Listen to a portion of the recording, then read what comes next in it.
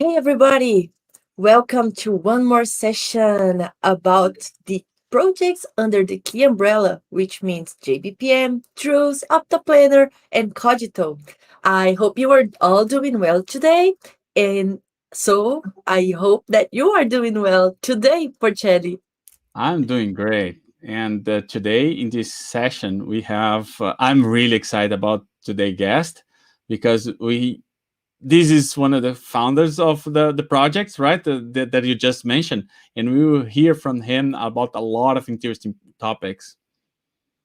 Yeah, so this guy that we have today, if you don't know about him yet, he's actually been working with these projects since 2005 or even before that.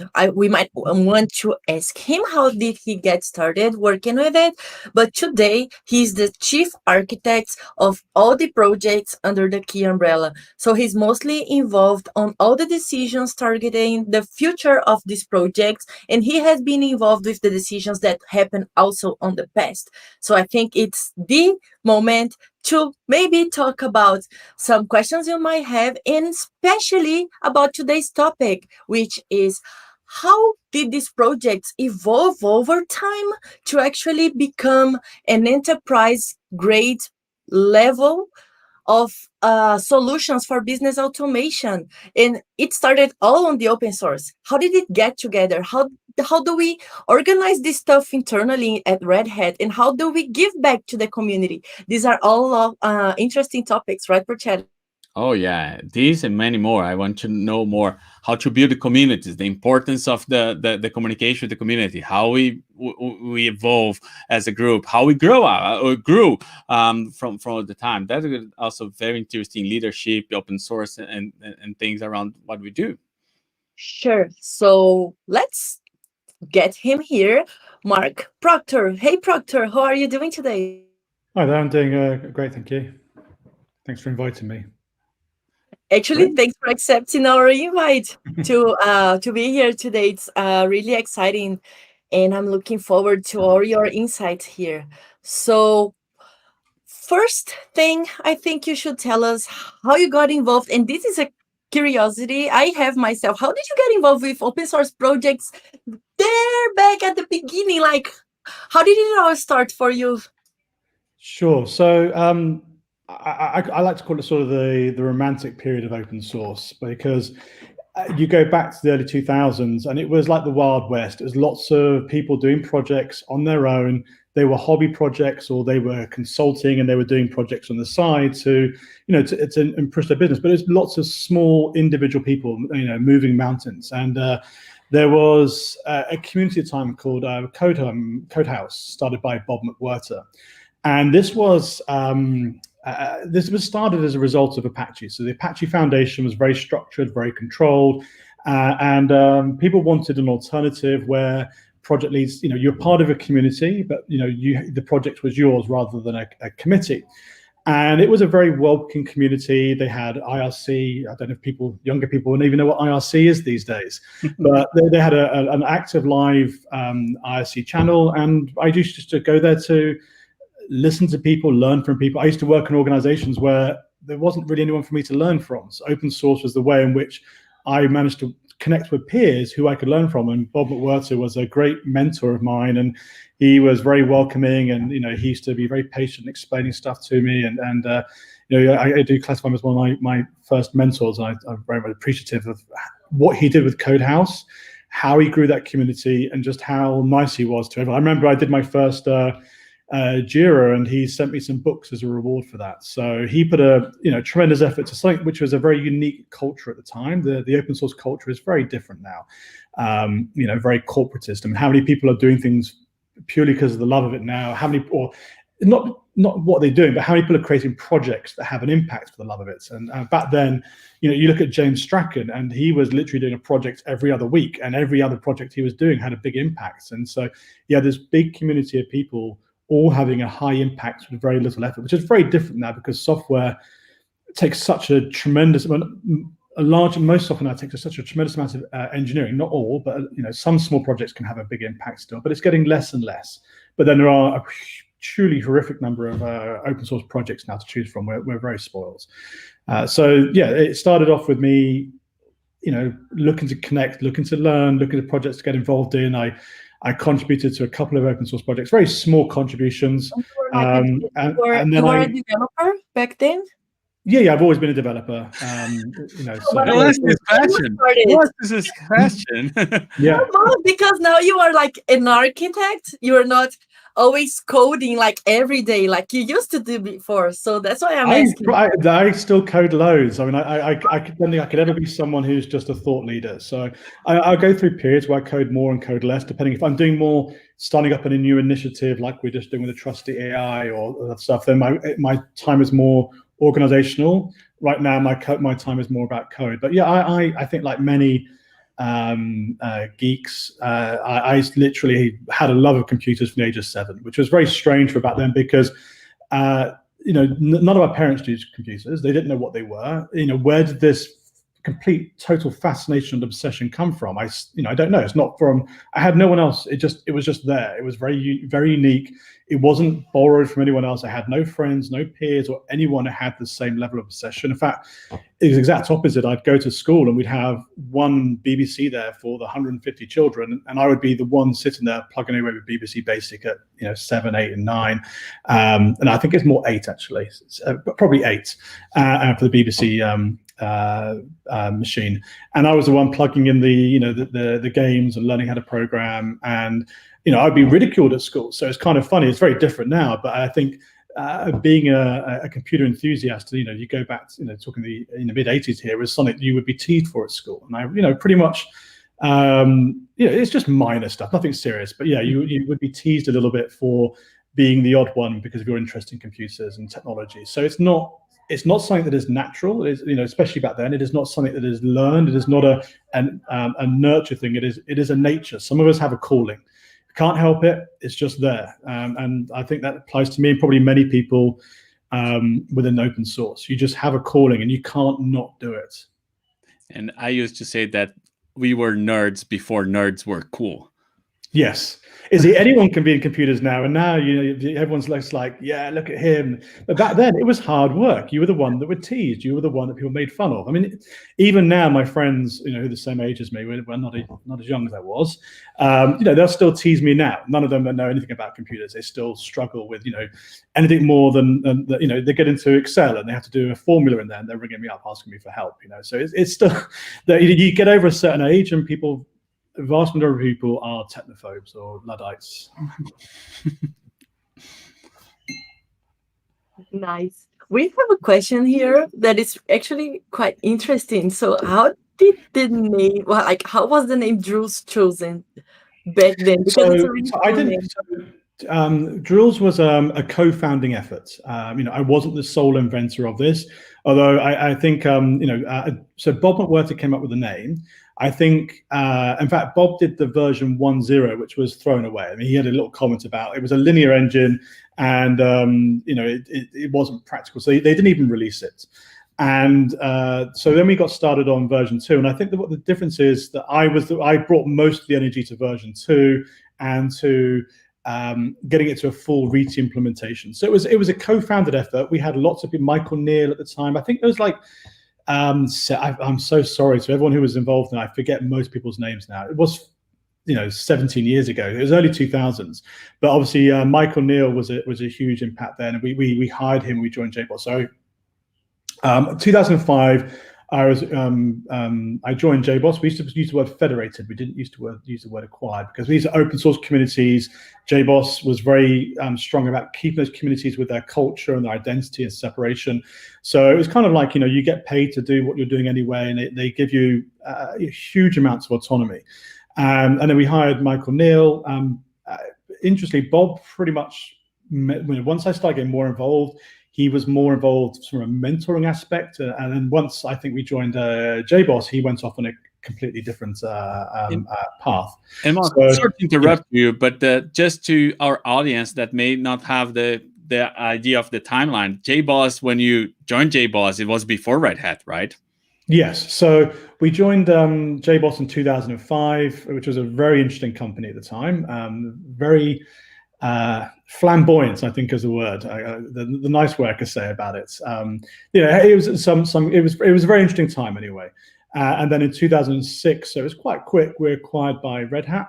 And so give some. So it's obviously I started. It was just me as the hire for the rules side, and then we brought in Michael Neal, and then we brought in. I can't remember now, but Chris was from the community. Most of our hires were always people from the community. So you get involved in the community, we'd hire you. So Chris Verlanen is, I should say, Dr. Verlanen. I mustn't forget that, Dr. Verlanen. If I even said his surname, it's 17 years, I still can't say his surname properly. Verlanen. Anyway, Dr. V. Sorry, I had to get that in there. It's a long stand joke. So he came from a university, he was working on a PhD doing workflow, and he was looking at how workflow would work with rules. And so he was doing great work, very talented. So we brought Chris in that way. So most of the people we hired for a very long time were people already contributing, and we grew that. It was a very small group. What's that? Sorry? Edson was the same, right? Oh yes, yeah. I forgot Edson used to code. Edson's now a manager. He was one of the earliest. Worked for a telecoms company, and he committed a patch, a Jira for indexing on the beta nodes. So he was doing some of the first join indexing. Edson was a developer for a long time. He then started the DMN Decision Notation Initiative, which Matteo now leads, and Edson's transitioned to being a manager now. So he's sorely missed on the development side, but he's also a fantastic manager. So we win some, and then you lose some, but then you win a game. So we literally, like, when Red Hat was acquired, there was like 3 of us, I think, until about 2012. So we came up with this idea of doing rules and processes and workflow together. I think it came from, back then, if you want to do them together, you'd have to go and get JRules for your rules. You'd have to go and get FileNet for your processes, and something else for something else. And getting these things to work together was a trial. It wasn't easy. They were different APIs, different installations. They did, the university of web services didn't really exist. It was hard work. Not only that, you're spending a lot of time on the idiosyncrasies of each one's got a way to be set up, installed, and configured. So you spend a lot of time on the operational side rather than solving your business problems. So what we wanted to do was streamline and unify that. And some things which seem obvious now, which weren't back in 2008, 2009, was we used to always get asked, what's your deployment methodology? Because every big vendor would have their own bespoke way of how they build, how they deploy. And we were one of the first. I think that's what really helped grow us to say, you know what, for better or for worse, we're just going to adopt Maven. So we will, what is your methodology? Maven's our methodology. That is how we package. That's what we use the Maven Central Repository for distribution, and the versioning and the release cycles is all aligned with Maven. And that was novel for rules and workflow engines at an enterprise level at the time. And I think, for example, ODM, which is JRules, have just moved across to that. So that is, it's taken them a long time to get to what we were doing 10 years ago. So I say not anymore, but 12, 13 years ago, adopting Maven as your methodology for building, deploying was novel. And that was, I think, really helped get us some good industry adoption. So we wanted to make sure that you had one way to build, configure, and deploy. So you learned it once, and then you could focus more on solving your business problems. I wouldn't say we got everything right, and it did grow organically, and we did make some mistakes. Some things were too rule-centric, and that had an impact on the process side. But one of the nice things about what we're trying to do now is, we have been very successful. We're still here. So, many years on, we're still doing very well. We're still growing. The team is now very large. And now we're trying to address technical debts. So I think we went through a period where we're just adding more, growing. Growth was the focus, particularly an early open source. We would take any contribution because we didn't have the people. There's just 3 of us. There's just 7 of us. And we would just put it out there. I think over the years, that becomes more and more, how do you maintain it? How do you grow it? As the team's got bigger, we focus on maintenance, sustainability, and quality. There's been you've probably heard of Kogito. So one of the goals of Kogito was to refocus on a cloud native experience, and also to focus on a higher quality. So we pick the things that are core to our value, and we only focus and only deliver as part of the Kogito initiative things which have a high UI front end experience. So we're trying to have a lot more focus and to deliver a higher quality product. So that shows in the transition. So we were 3 people in 2006. I think by the time we got to 2012, we did the Polymeter acquisition, which is a process company. We got another 7 or 8 people from there. So that was really went around about 2012, and then it just exploded. The Polymeter people have been fantastic. We had a very all mergers are challenging, but we had a success for that and 100% retention. So I think that should be something to be proud of, and we got a lot from those people joining our team. So, and then we just acquired more and hired more, and Red Hat has been an amazing place to work with, to go through this, to remain part of something that is committed to open source. And you see less and less of these days. I'm talking a lot about different topics, so I'm going to let some questions before I have one question for you, Mark. Go on. Oh, sorry, Karina. I've heard that you have something to announce to us today here. So when you grow the open source communities, they are individual communities, but we try to build a family at the technology point of view. What we're trying to do now is to join up the communication side. We recognize we have quite a number of people now that are either direct employees of Red Hats or part of the community, and the field of consulting. There's a big ecosystem of people, but we want to give everyone a voice. So what we call is a joined up communication strategy. And part of that is, rather than having 20 different blogs and 20 different locations, we wanted to build not just a Planet blog. These have always existed. We wanted to build a more, something like D-Zone, but for us. So we have built a WordPress site, which has been great fun to do. So I'm laughing here. I was involved a lot of the coding for theirs. I had to learn WordPress from scratch, but this has been important for me. Create a blog today. Can I just ask you to help me out now that you're a WordPress expert? Yeah. So it's funny, you go to the BU and ask them for the money. It's like, well, isn't that what open source about? Don't you just have people doing stuff for free and contributing? And you're like, yeah, he's going to build me a WordPress website for free of their own time. So anyway, I ended up doing a lot of this myself. I did have help from a few people, especially Guilherme. Sorry, did I pronounce his name correctly? Yeah. Guilherme. Right, yes, that person. Sorry. You are surrounded by so many Brazilians. You cannot talk Brazilian. I know. I mean, that's a different subject about the sheer global distribution, but I think it's a British failing, our ability, inability to pronounce international names. It's embarrassing for us. We should be ashamed. But so we're launching this blog. We've tried to build a content site to give it. We don't want just a rolling list. We want to give it meaning. We want to give it purpose. We want to be able to people to connect to it, to feel more personal. So we wanted to have curated content so that it's done by categories. But you can get all of the stuff or the category for stuff, but we can also bring up featured content to the top to make it easy to see stuff. You can still search by individuals because we wanted to make sure that each individual stood out. So you can select all the content by an individual, or you can say I want all the release content for processes, or I can say I want all the release content for processes by Chris.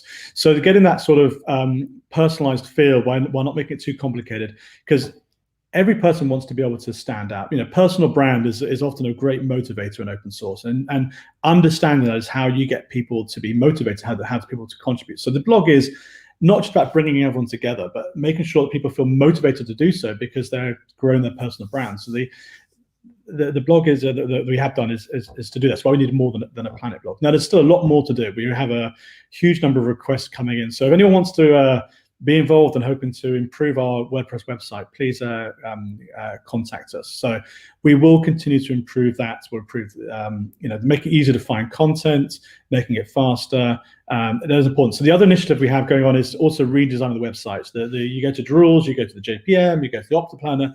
They all look completely different. So we are trying to organically, using the same theme we have for key.org and now the blog.org, we will try and align the websites around this theme and to make them more up to date. I recognize they haven't been maintained. The community websites have not been maintained as well as they should do. Another emphasis is that we are very lucky to have support from our business unit within Red Hat to bring community and product closer together. That has not always been the case, and I think people are aware of that. But we have a fantastic BU who are very understanding and get open source, and we have a lot more freedom to explore how we can put products and community together, because they're effectively the same thing. It's the same user base. We don't want to create this artificial divide, and so that means we are getting a much bigger pool within this community. So yeah, so we'll be updating the websites, the blogs, and hopefully we can turn this into something that people find valuable. And Karina's obviously, and so we have Jason Porter, who is helping on sort of on the back end side, and we have Karina, who is almost our community and product lead with regards to evangelization advocation. I've got to be very careful because technically she's only supposed to be doing product, but because we have this flexibility, she's helping us in community, and that's part of the flexibility we have. And I do believe that bringing these things together is beneficial to our user base. So if you like this merging of community and products, or at least reducing the barriers, please do let our field and our BU know that this is valuable to people. One phrase that you always use, Mark, that I love is like, instead to trying to share or slice the pie, you grow the pie, right?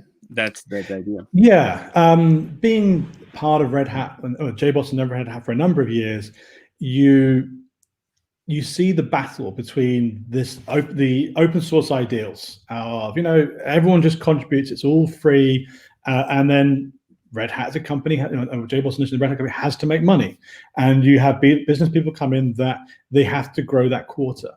And there's always been a fight about how we do this by remaining true to our ideals. And this has not been a pretty fight.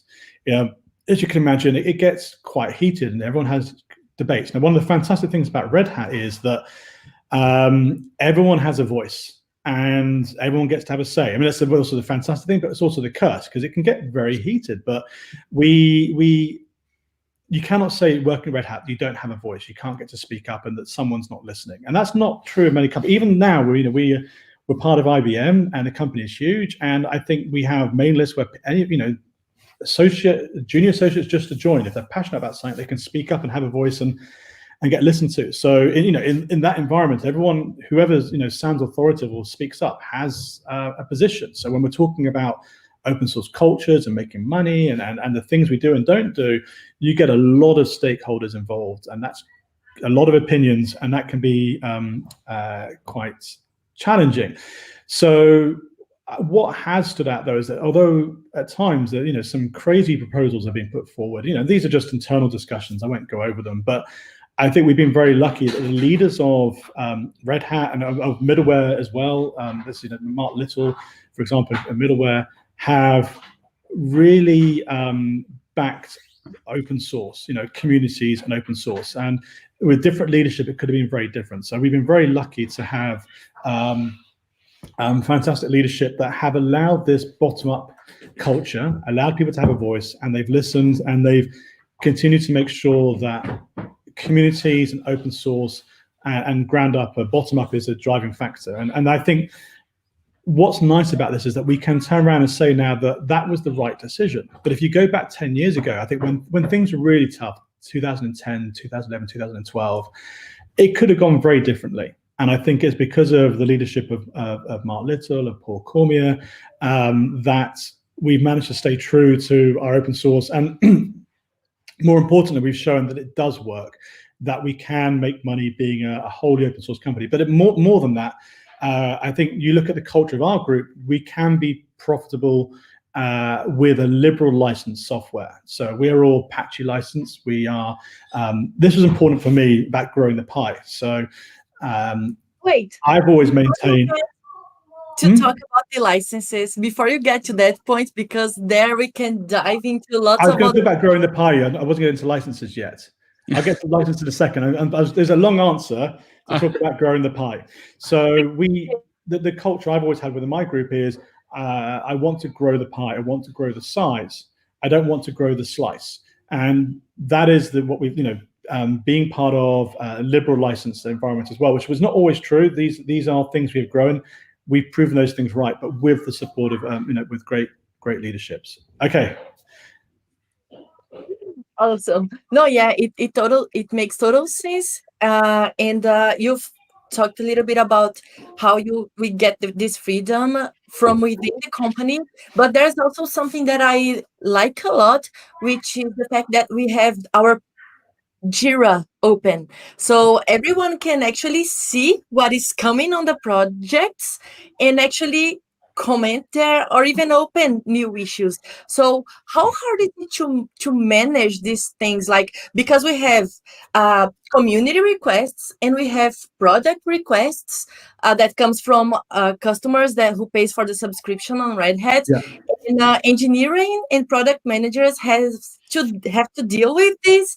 And how does that work in big projects like this? Sure. So every group within Red Hat and every product has a slightly different culture, a slightly different mandate. So I'm going to talk about specifically with ours, and this is why our BU has been fantastic. We have always maintained that we are upstream first. Now, this is not true for every Red Hat product, but and community. But in ours, we are upstream first, and everything is done in community first. We don't do anything in products and then delay it until it gets into open to the community later. We don't do an open core. Everything is 100% open source, liberal licensed, and done upstream.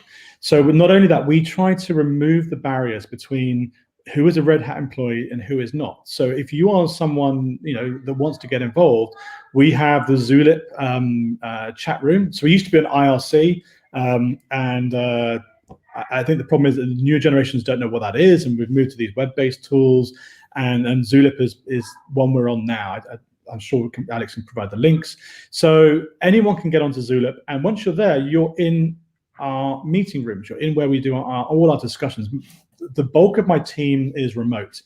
We have recently tried to hire people in hubs, because allowing people to come together for ad hoc meetings really helps with productivity and team building. But even the people who work in hubs predominantly work from home. They'll come in, 1 day a week or 2 days a week for when they have a purpose. So if everyone's remote, it makes it very easy for any organization or any individual to become like, almost like a team member. So they will have, we don't do meetings in secret. We unless it's a customer issue or security issue, it's all happening on Zulip. And if you start getting involved, there'll be very little difference between a Red Hat employee and an open one. That's what Jira is about. That's what Zulip's about. That's what Google Groups about, is having a flat community. Now, regards to how we manage products, so we do keep everything upstream, and we are still very lucky to have an engineering driven company. But then we do also have to.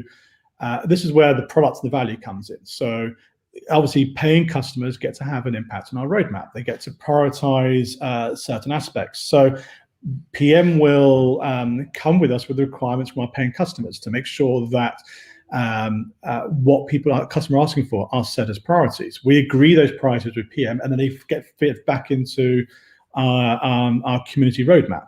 So anyone can. We log everything in community, or the PM will log stuff in as a product, so that the product customer stuff can be tracked differently.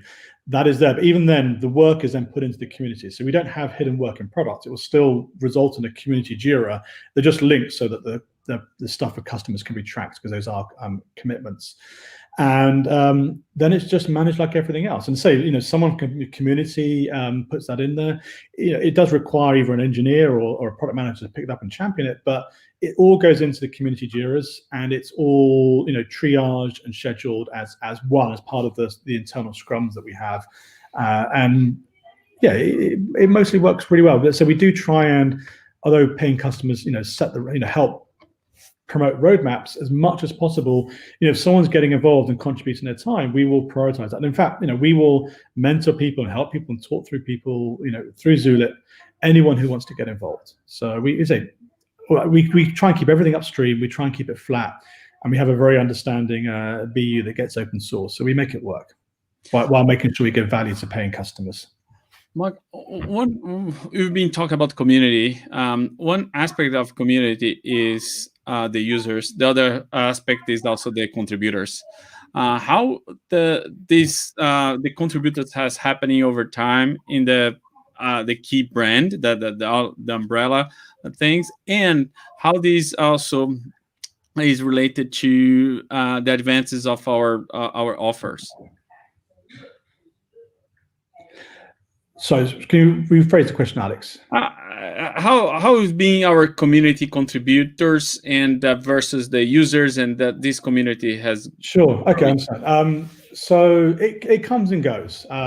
So sometimes we'll get very little contributions, and sometimes we get a lot. So Davide Satora was a great community contributor for a number of years. So he worked literally during his PhD. He was contributing. We put him on he worked internally for Red Hat for a period on some scheme, a European, I forget what it's called now, Marco Polo scheme. And then, he contributed for a number of years afterwards. We still communicate and talk now, but he's focusing elsewhere. But I think the majors in the past, historically, we've had good contributors and then we hire them.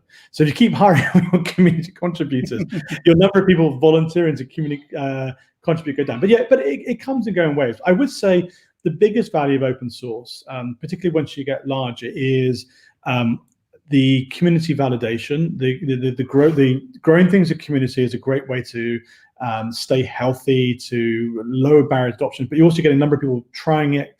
You get people giving feedback, giving quality assurance feedback, reporting bugs, and that all helps to create a greater product. So I'd say as we've matured, and that's just partly due to the size, I think, and technical debt as well has increased some of the barriers to open source access.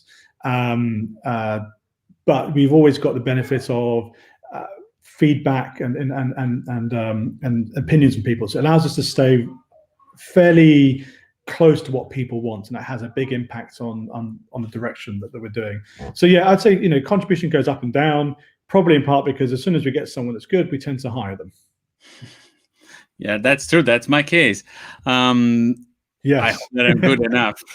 But that's your point. Like the community is a wide range of things. And in my career, the last 15 years, I never entered a company without this company telling me that they are using Drools, for instance.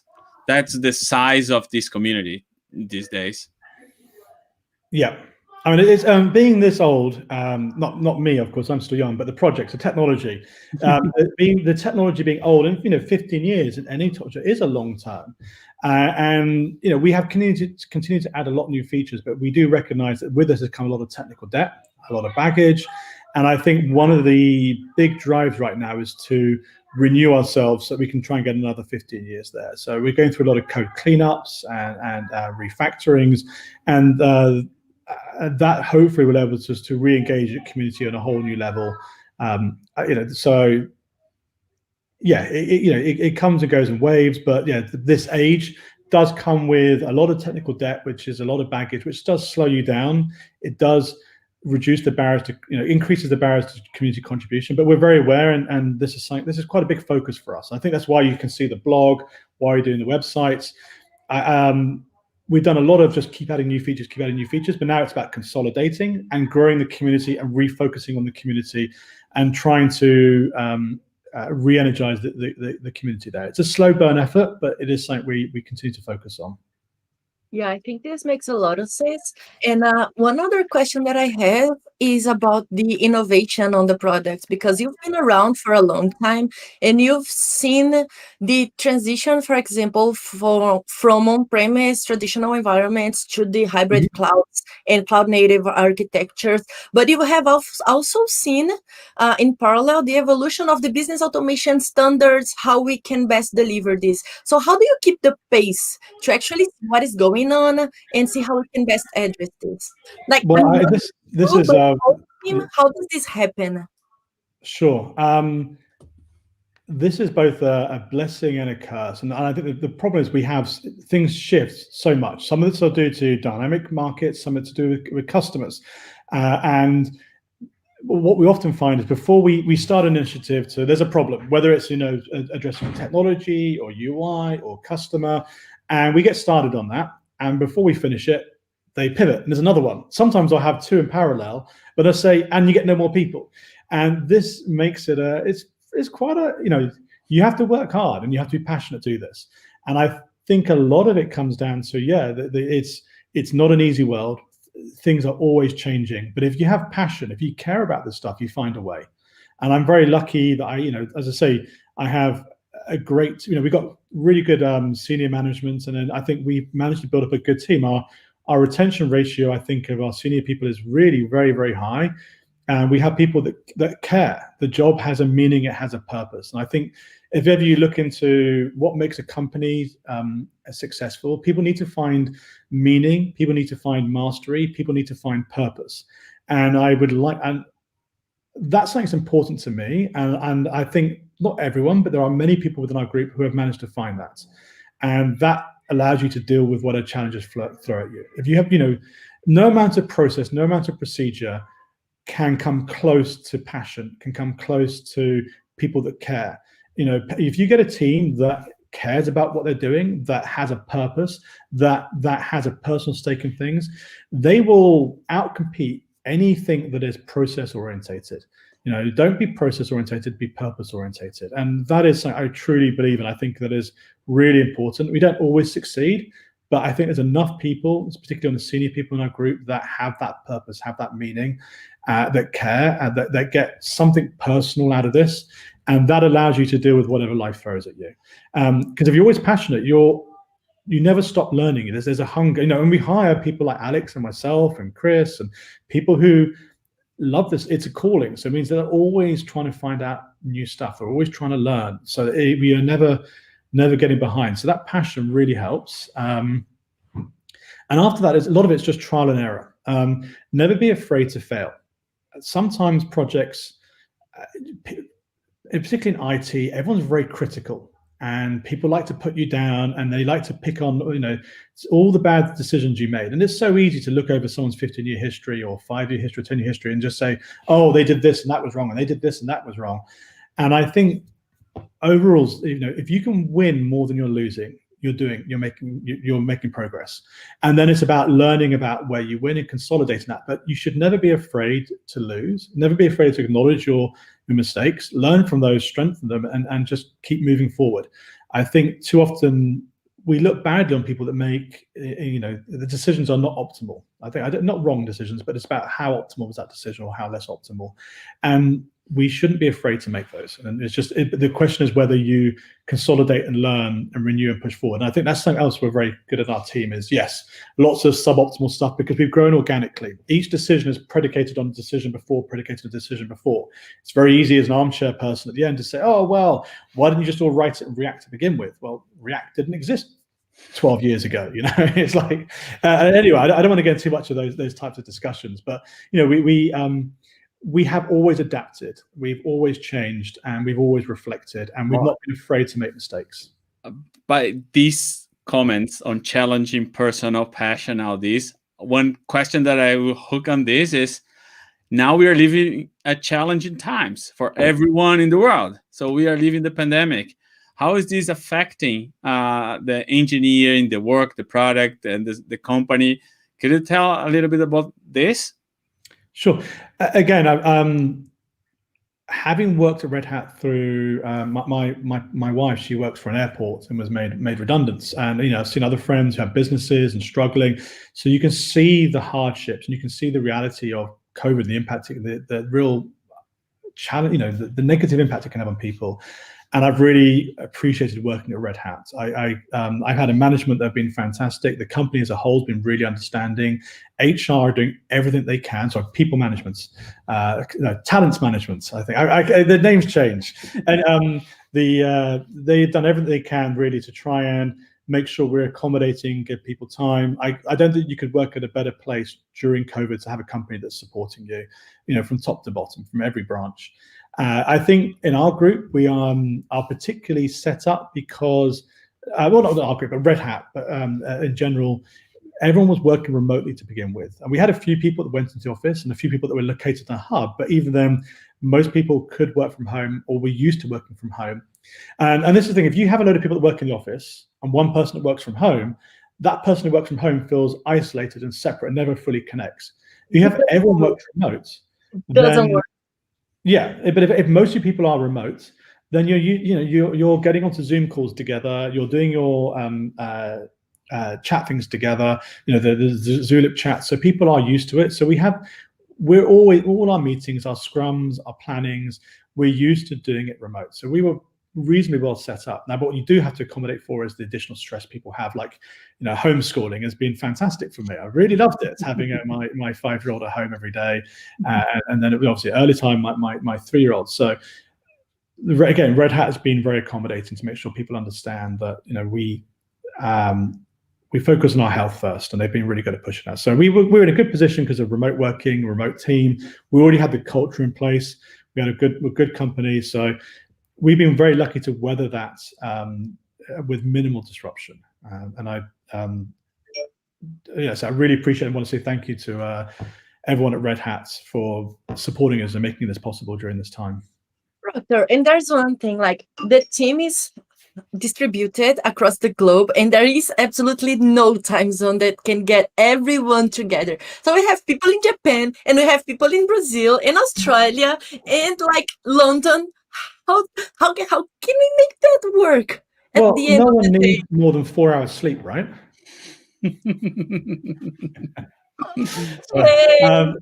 Jokes aside, I'm known as being basically around all the time. I think I'm working when Alex goes to bed, and then when Alex gets up, I'm still there. The time zones is both a blessing and a curse. So working with an international company, from people from all sides. For me, particularly a British person living in London, being part of an international company, to get exposed to all the different cultures, all the different personalities, all the character types, has been a fascinating experience, and something that I will never tire of. Observational interests and the differences between people. But I think overall, I hate to be corny, but yeah, having these different cultures, different personalities across the world definitely makes you more able to deal with what life throws at you from a technical point of view.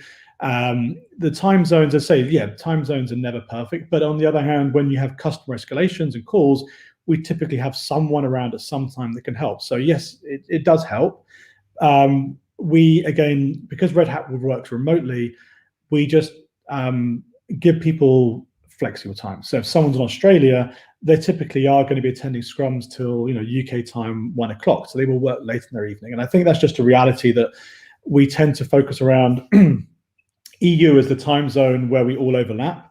So it means Alex is having to wake up at 6 o'clock in the morning to attend stuff, and Cristiano in Australia is having to probably work until early evening.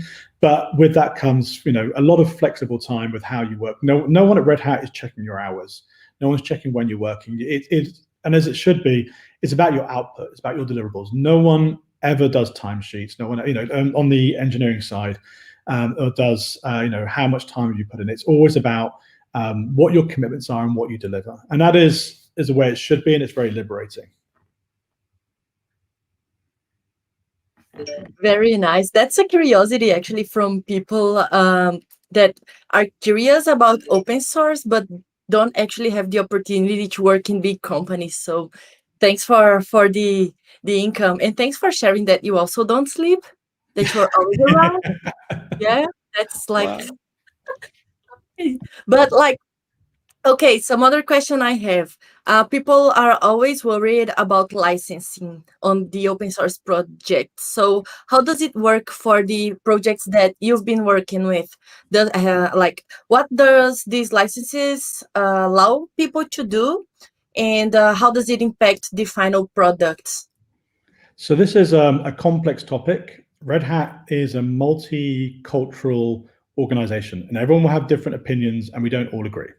And we're all right. And the things, different things are right for different people. There's a reason why GPL works for Linux. I don't want to get into that for now, but I think in our case, rules, particularly when I started doing rules, most people didn't know what a rule engine was. Some had heard of JRules, some heard of Jess, something did at university. So I'm saying, you go back to 2006, 2007, the challenge literally there was paradigm shift. No one had heard of a rule engine. No one was using them other than a few, very minor few.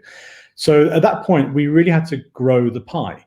And for me, the liberal licensing, or in that case, whether it's Apache, MIT, BSD, these non-copyleft licenses was a way to focus on growing the pie. And particularly there was, I don't think anyone cares about this anymore now, but go back to 2006, 7, 8, 9, there was a rift between the LGPL and the Apache license, which I don't know whether it's more political driven or not. I don't really know the full details, but there's a belief that the licenses might be incompatible. And then there's other people saying, no, it's nonsense. Of course they are. But either way, the Apache Foundation said you couldn't use LGPL. They wouldn't, allow linking, and I didn't want to get involved in that. I wanted everyone using my stuff, and that was, even with JBoss, was not a prevalent view back then. There was a lot of concerns about protecting our IP and our assets to make. There was literally questions about, can you make money off an Apache licensed software if everyone can just fork it and go with it? So these were very interesting hypotheses at the time, and we managed to test those and prove that yes, we can, and yes, it can be successful. And then over time, I think Hornet Q was the next one to embrace a liberal license. Again, Apache doesn't have to be Apache, but I think the thesis is that liberal license software can help grow the pie. And now, I think many of the new projects, whether it's Quarkus, whatever, are liberal license. So I think that if you are looking to shift paradigms or introduce new technology, and you want to grow quickly, and you want to grow that pie quickly, reducing the barriers. I don't want to get involved. I don't care whether these licenses are compatible or not. I want to reduce. I don't want to have those conversations. If I'm going to someone community, I'm going to product, and I have to start arguing about licensing and the value that I've lost. I just want to say, look, you just use our stuff and don't care about it. I don't want to talk about licensing.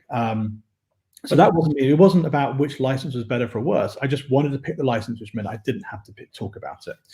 And about that, sorry to interrupt you, Mark, but you talk about that from 2006, 7, 8, 9, and this is a very same topic that they're talking today, right? Lots of projects out there are changing and revisiting their licenses.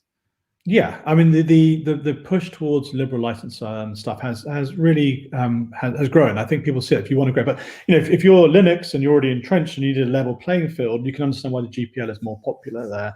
As well, people also use the GPL to have to force people to buy an enterprise version as well, because you can't link it in. And then you have the LGPL, where people in a cloud environment are trying to force people, even if you link their services, and this is pushed towards open core. And again, I think it's really, I've really valued and had the culture of this idea that, fully open source, end to end, upstream communities, everything goes upstream first. And we want everyone using our stuff. We want to keep growing that pie. And I think that's more of the predominant situation. Although there is a worrying trend I see that everything we fought for, you went through that, what I call the romantic stage of open source, and then you had professional open source, and then you had enterprise open source, the different stages of, we're at the big enterprise stage of it now. And what I'm seeing now is we did this big push. We won the battle to get, and this is what they often say, people who have freedom forget how hard it was won, and they give it up so easily. And this is true of many things. And even in open source now, we've gone through huge battles to make open source the dominant accepted thing that everyone wants. Now, though, people are, as companies struggle to make money and people expect more, if we look at some of the databases now, I don't want to go into specific companies, but there's this renewing efforts around open core, particularly when it comes to how people can do cloud businesses. I think Amazon are doing historical amounts of damage here by taking from, well, you can argue they do give back and they do forking, and there's different arguments about whether it's right or not, but either way, there are some, and I'm not going to, they're viewed as predatory and makes them feel uncomfortable, and because of that, the way they perceive things, they are going open core and limiting, or you're not even open at all, and it's just view only, and it's, in my view, it's starting to shrink what is available as 100% open source, and I think that will damage us in the long run. So I would urge everyone's, and I think within our group, try where you can to prioritize 100% open source. If it's open core, really think about that, because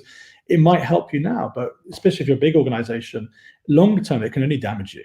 We should be trying to focus on, companies like Red Hat that have a commitment to 100% open source. And if companies don't have 100% open source, we should be pressurizing them to do that, because once you lose that, once those freedoms are there, it'd be very hard. No company then, if they've got no competition, they're not going to suddenly reopen things up. So we have to keep the market vibrant. We have to keep the competition there. We have to keep the pressure on there.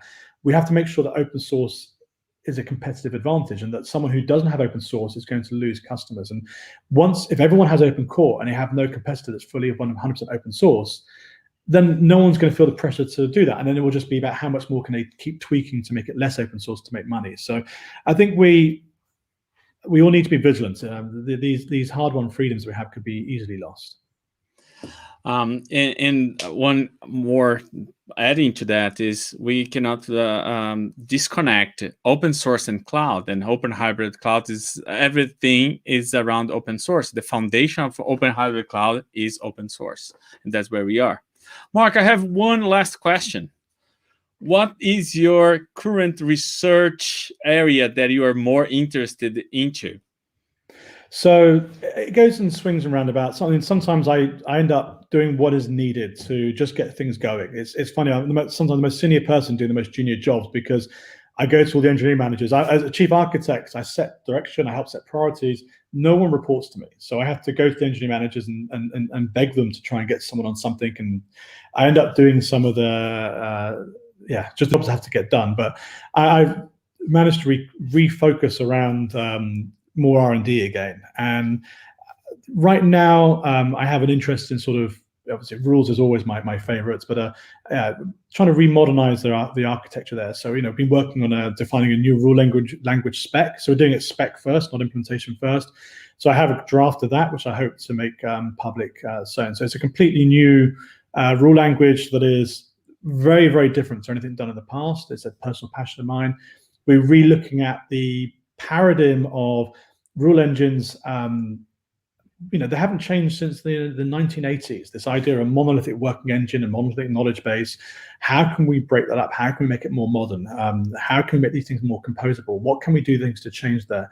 How can we get more consistency across different types of knowledge? The mistakes that we made, or the less optimal decisions we made around rules and processes before, what can we learn from that to reinvigorate, to do these things better? So that's my personal interest, my personal passions around my research. And as well as that side, I do continue to look at how can we continue to incorporate more types of reasoning, more types of knowledge within the rule engine. So whether we brought in backward chaining, what is next? What types of other logic can we do that? We brought into feasible reasoning for default and exception rules. There's a lot more we can do there, and how we bring those paradigms in. So that is a personal interest of mine, this idea of integrated and hybrid reasoning, continue to expand the amount of reasoning capabilities that an engine has. Thank you. Awesome. Yeah, I had the privilege to take a look at the early drafts of the next generation. It's looking very exciting. Yeah, I would emphasize that. Yeah, obviously I do have a personal passion on research and driving the things forward that way. But we do try and ground that in. There is a side effort as well around POJO rules and what we'll be doing there. So we want to look at scaling down the problem to more simple things and less complex things, and making sure we can do those well as well. So we are trying to do it from the two angles. Oh, that's pretty interesting to hear. I get pretty excited and looking forward to this. So, one last question, because we are almost at the top of the hour. So this is my last question. I don't know if Alex might have one last question from him. Do you have one? No, I'm done. Okay. So one last thing, okay? We are seeing a move towards managed application services across different vendors and also within Red Hat. So recently we came up with some managed options for like API management, and we are planning to release new stuff on Summit. So are we working on something on that space for business automation today? Yeah, absolutely. Obviously, I can't say too much, and that'd be for our product management team to talk about. But in community, you can see what we're doing. Just some ideas, like, are we working on it? What it is about? Yeah, absolutely. So we are at a community level, no product commitments, but we're already in a good place, because when we started the Kogito stream, it was about going cloud native. It was about having discrete sets of services, about looking how we can do more scalable, more robust technology. But we also recognize as well, we wanted a technology base that could pay out multiple times. So if I want to do more traditional installations, it work for that. If I want to do bring your own cloud, it work for that, and work for managed services. So this architecture that pays out multiple times is a key aspect of the Kogito initiative. So we were already in a good place to do this. We also had invested even before this in moving to Quarkus. Moving to Quarkus was a really important step to becoming cloud native. So we have fast startup times, removing reflection, removing a lot of the load time stuff, removing bytecode generation, so that we've got really fast startup times. So we work really well in Quarkus. Quarkus is if anyone doesn't know Quarkus, you've got to go and see it. It is amazing, and this is what's going to make us successful for cloud-based applications. And so the next challenge for us is less about the architecture on the functionality it delivers, more about how we get site reliability. So there's a lot of focus now is on the site reliability here, but also on the functionality that we provide. So if something is fully managed by us, there's going to be restrictions on what you can do there, because we can't have someone run a piece of code that just runs forever, not in a fully managed environment.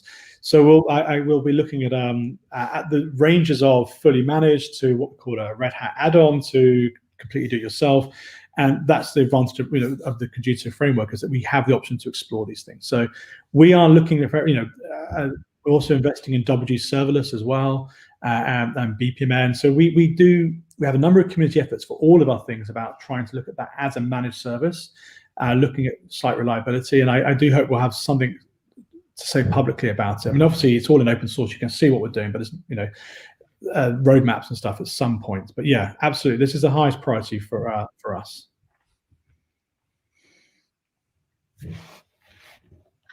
Awesome, thank you. I always wait to see if Porcelli is going to say anything. He's always so much mysterious. So so